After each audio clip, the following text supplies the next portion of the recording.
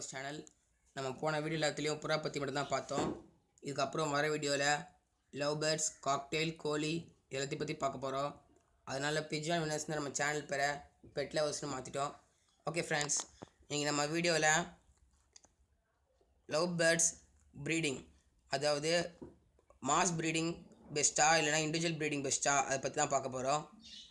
Love பேர்ட்ஸ்க்கு another name இருக்குது friends, அதுதான் budgies. இப்போ லவ் பேர்ட்ஸ்லேயே நிறைய வெரைட்டி இருக்குது ஃப்ரெண்ட்ஸ்.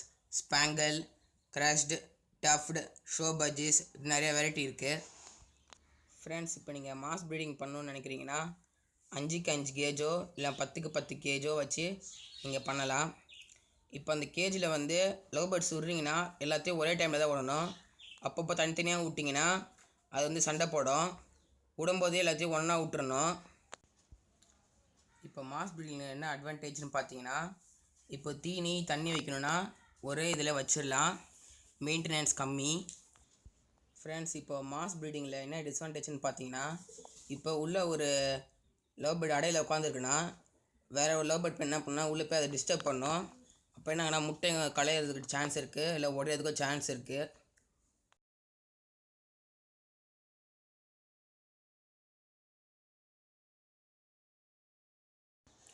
ஃப்ரெண்ட்ஸ், இப்போ நீங்கள் லவ் பேர்ட்ஸை கேஜில் ரிலீஸ் பண்ண அப்புறம் ஒரு 4 to 5 monthsக்கு அப்புறம் சிக்ஸ் எல்லாம் எடுக்கலான்னு சொல்லிட்டு பார்த்தீங்கன்னா நீங்கள் வெளியே இருந்து இருக்க முடியாது, உள்ளே கூண்டுக்குள்ளே தான் போய் ஆகணும். அப்படி நீங்கள் உள்ளே போய் சிக்ஸ் எல்லாம் எடுக்கும்போது என்ன ஆகுனா, இப்போ மற்ற லவ் பேர்ட்ஸு அடையில் உட்காந்துருக்க லவ் பேர்ட்ஸ் என்ன ஆகுனா பயந்து உள்ளே அது பயந்து என்ன பண்ணோன்னா பானைக்குள்ள இருக்க முட்டை எல்லாத்தையும் வெளியே தள்ளி விட்டுரும். அப்போ அது உங்களுக்கு தான் லாஸ் ஆகும். இப்போ இதே இண்டிவிஜுவல் ப்ரீடிங்னு பார்த்தீங்கன்னா நீங்கள் தீனி தண்ணியெல்லாம் தனித்தனியாக தான் வச்சாகணும். உங்களுக்கு கொஞ்சம் வேலை அதிகமாக தான் இருக்கும். ஆனால் உங்களுக்கு வந்து சிக்ஸ் நிறையா கிடைக்கும் இண்டிவிஜுவல் ப்ரீடிங்கில். அது ஒரு அட்வான்டேஜு ஃப்ரெண்ட்ஸ். லவ் பேர்ட்ஸ் வந்து 3 months ஒருக்க தான் கிளச் ஆகும். அப்போது 1 yearக்கு 4 times கிளச் ஆகும். நீங்கள் 4 times ஸ்டிக் எடுக்கலாம் ஃப்ரெண்ட்ஸ். இப்போ நீங்கள் லவ் பேர்ட்ஸ் வந்து ஒரே கலரில் பேர் பண்ணாமல் டிஃப்ரெண்ட் கலரில் பேர் பண்ணால் தான் உங்களுக்கு டிஃப்ரெண்ட் கலர்ஸ் கிடைக்கும். இப்போ இண்டிவிஜுவல் ப்ரீடிங்கில் வந்து எந்தெந்த லவ் பேர்டு ஏதோ ஒரு பேர் ஆக்குதுன்னு தெரியும் நமக்கு. ஆனால் மாஸ் ப்ரீடிங் அப்படி கண்டுபிடிக்கிறது வந்து கஷ்டம்.